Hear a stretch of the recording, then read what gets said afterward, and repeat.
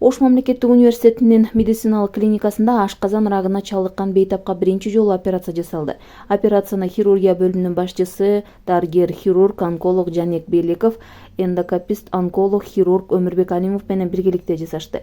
Операция 4 саатка созулду. Анткени ракка жасалуучу операциялар узак убакыт өтө кылдаттык менен жасалат. Февраль айында клиникага 2022-жылы чыгарылган 4-1 лапароскоп аппараты алынып келинген. Ал жабдуу аркылуу абдоминалдык, хирургиялык, гинекология, боор жана урология багытында операция жасоого болот. Но в данном случае прооперировали больного, у него рак желудка, провели радикальную операцию, квазигастроктомию.